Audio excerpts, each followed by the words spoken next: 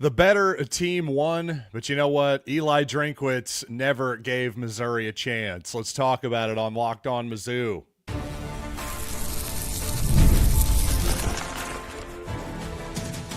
You are Locked On Mizzou, your daily podcast on the Missouri Tigers. Part of the Locked On Podcast Network, your team every day. Hey, all you true sons and daughters, I'm John Miller, your Mizzou mafioso and the central scrutinizer of Missouri Tigers football and basketball, with frankly a disappointing game here to talk to you about. Got a live podcast here for you. Hope to answer some comments as this truncated edition goes along here. I want to get you something here live, though, while my thoughts are fresh, including on what I thought was kind of a Bush League move by Brent Venables at the end of the first half. Not the biggest deal in the world, but something that really irritated me, to be honest with you. And I got to say, Bo Prabula, what a tough son of a gun he is. You got to give him all the credit in the world for playing in this ball game, though. He and especially just this Missouri passing game in general still need a lot of work. But to me, my biggest takeaway from this game is that, quite simply, Eli Drinkwitz called a bit of a scared football game, especially when it came to those fourth down decisions. In my opinion, Missouri attempts 3 field goals in the ball game. The first one is nearly blocked, barely clears the crossbar from about 39 yards out. I'll just be honest with you. I didn't agree with a single one of those decisions to kick the field goal. The one at the end of the first half, I think I understood that one the most, just based on, you don't have the field position advantage. If you miss said field goal, you get it to an 8-point game, which is a touchdown plus a 2-pointer situation. I at least understood it, but still I disagreed with it, simply because to all the people who disagreed with me on social media and said, no, you should take the points there.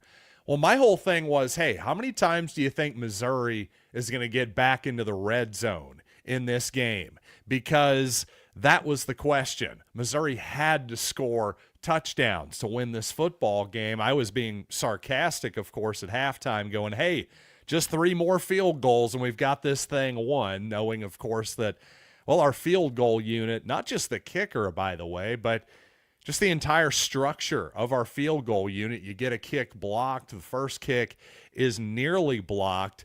There's just a lot to be desired with the Missouri special teams unit right now. Kevin Coleman does a great job, a real solid job of securing the punts for Missouri, but just quite simply, this idea that, hey, take the points. You can't take the points when you really don't have much of an offense, and especially the idea of take the points. Nothing is automatic when you have, nothing's automatic, period, but especially when you have a shaky foundation of a place-kicking unit. I just thought it was very obvious that Missouri was going to have to manufacture yards and points and steal possessions, whether that was turnovers on defense, but especially on offense. The one thing that it could do was go for it on fourth down a lot. And it was quite the opposite. Eli Drinkwitz, that second field goal attempt, 4th down and 3. Missouri is winning the game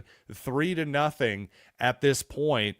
I'm sorry, that was an unforgivable mistake in this game by Eli Drinkwitz. Again, unforgivable in this game. I'm not saying we can't forgive him in the future, but let's just say an inexcusable mistake by Drinkwitz. That's the way I'll put it, because I believe it was twice that Missouri came out lining up to go for it on 4th down. Hey, the first time you could say, okay, maybe we're going to try to draw them off sides. We call timeout.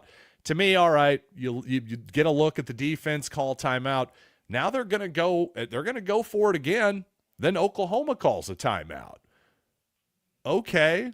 So because the Sooners got to look at your play, they called a timeout. You're now so shaken by that in terms of confidence that you're not allowing yourself to snap the football in that situation. To me, this take the points mentality, not when you're an underdog, Maybe if you're the team that expects to win the game. But Missouri, there was no way that you could just expect to win this game by kicking 5 field goals. That was never going to happen. And if you think about it, Missouri scores its 6 points in the first half. Let's just say on those 2 field goals that they made, let's say they go for it and get a touchdown on one of them and they fail on the other. Well, even then, it's 14-7. You're at least a point better. You don't have to go for the 2-pointer. Even then, which is not, obviously, hey, you could get an even better scenario than that and score a couple touchdowns. I just think the idea that Missouri was going to conservatively grind this game out and win it with field goals, I just think that's an absurd thought and just an incorrect thought by Eli Drinkwitz, a guy who has done just so much off the field for Missouri. You really can't even overestimate how good Eli Drinkwitz has been off the field for Missouri in terms of recruiting, the portal, high school recruiting, the portal in terms of recruiting, alignment, getting the entire university on his side, whether it's the chancellor, the AD, fans, the big money behind the scenes. All of that stuff Eli Drinkwitz is very, very good at. Unfortunately, some of the on-field stuff, the game day stuff, continues to be a real mystery and a struggle, I would say at worst, and a mystery at best. The Missouri special teams just kind of continues to regress here, and it's a little bit concerning to me. And frankly, I'm getting a little bit tired of even these last 3 years, which obviously have been really good for Missouri. It's starting to get frustrating this season that time and time again, it just seems like Missouri in the passing game, no matter who is at quarterback, by the way, whether it's Brady Cook or it's Drew Pine or it's Bo Prabula or it's Matt Zollers, time and time again, it just seems like Missouri does not have the answers in the passing game for whatever reason that might be. But you know what? We got more to talk about in this episode of Locked On Mizzou, including what I thought was just an incredibly Bush League move by Brent Venables at the end of the first half. Most people probably didn't even notice it. It's just one of those things that kind of bugged me a little bit, I got to be honest. So I'm going to talk about that here in just a second. But first, though, I'm going to tell you that Wayfair, yes, if you want to upgrade your space, especially for the holiday season, well, it's Wayfair. That's the best place to go, especially with their Black Friday sale ongoing. Yes, it's happening all month long with up to 70% off from everything from sofas to spatulas. So don't miss out on early Black Friday deals. Head to wayfair.com now to shop Wayfair's Black Friday sale for up to 70% off. That is WAYFAIR.com. Sale ends December 7th. And, of course, Game Time, the best place to get college football tickets, college basketball tickets, especially at the last second. And, by the way, Game Time, the place to get all your comedy tickets, concerts, absolutely everything. No endless queues, no hidden fees, no prices jumping at checkout. How can you go wrong? So take the guesswork out of buying college football tickets with Game Time. Download the Game Time app, create an account, and use code LOCKEDONCollege for $20 off your first purchase. Terms apply. Again, that's promo code LOCKEDONCOLLEGE for $20 off. Swipe, tap, ticket, go. Download Game Time today.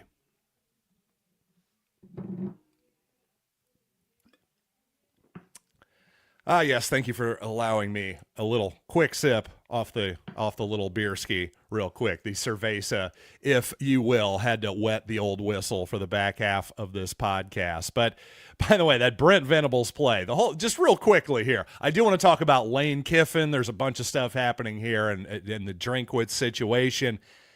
But you know what? Brent Venables, really, we're going to try to run a trick play at the end of the first half when you're in kneel formation.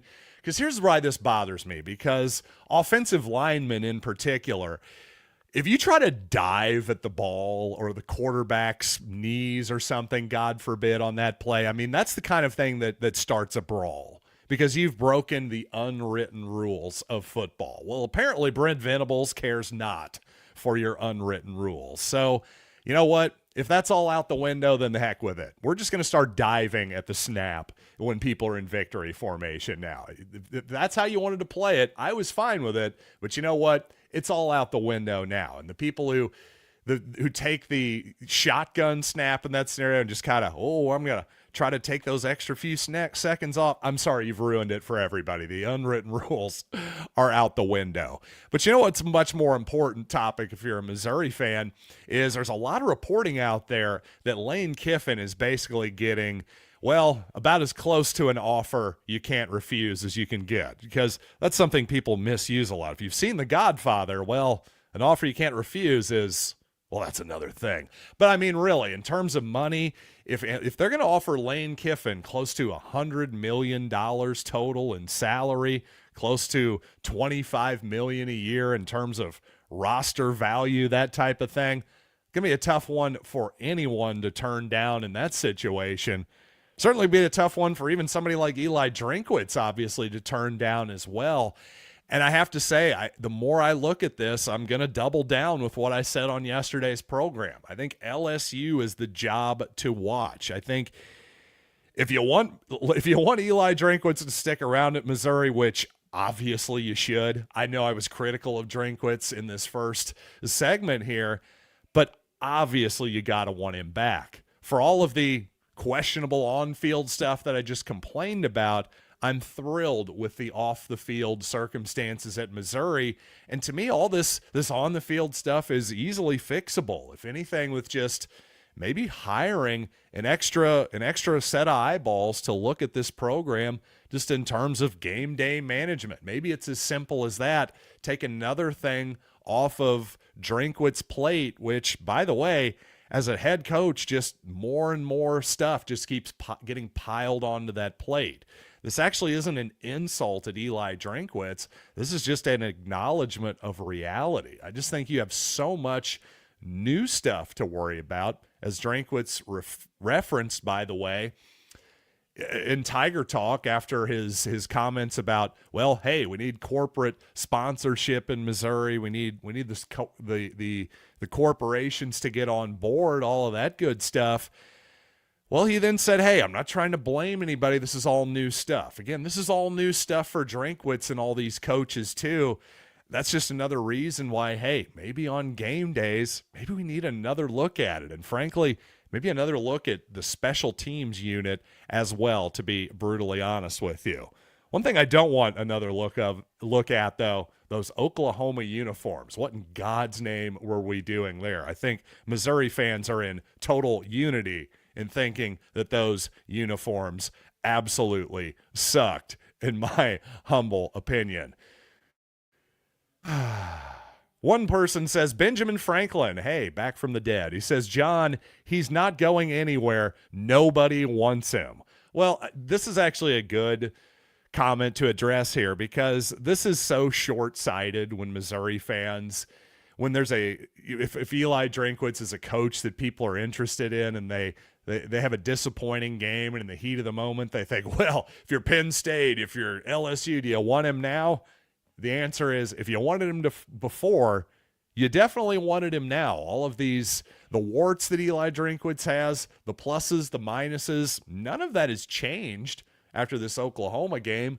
If you liked him before, you're going to like him now. But again, my point here is that I just think that LSU, their circumstances, I don't know how hardly anyone, including Lane Kiffin, could turn that down. Florida sounds like actually, well, to your point, by the way, nobody wants him. I don't know that Florida wants him. That seems to be the thing there. Drinkwitz has, well, thrown his weight around, trolled a little bit, and maybe earned some enemies in Gainesville. I just don't see him necessarily going to the Northeast either. That feels a little bit like a Brian Kelly and LSU fit to me. And also Auburn. Is that obviously a better job, such a better situation than Missouri, that you go out of your way to take that huge risk. I simply don't see it that way. So to me, it's all about LSU. If you're worried about Drinkwitz leaving, well, if Lane Kiffin goes to LSU, and gosh, if I had to bet today, I'd probably bet on that. That's probably a good option and a good outcome if you're a Missouri fan, and especially if you're an Eli Drinkwitz at Missouri fan. Steve here says, you got a loser mentality and your coach is a loser in big games. You know what, Steve? I'm winning as the #1 Missouri podcast on YouTube. So how about that? And Locked On is winning as the #1 sports network in the world. You hear me? Bang. In the world. Yeah, take that, Steve. How about that? I'm going to win whether Missouri does or not. So I hope you've enjoyed winning with me and maybe getting a little bit of clarity. Hopefully this has been a cathartic episode of Locked On Mizzou for all of you out here. And you know what? I'll be back on Monday to talk about everything with Missouri basketball, everything with Missouri football, because you know what? I'm a sicko and I love this stuff. So all you sickos, join all of me Monday right here on Locked On Mizzou.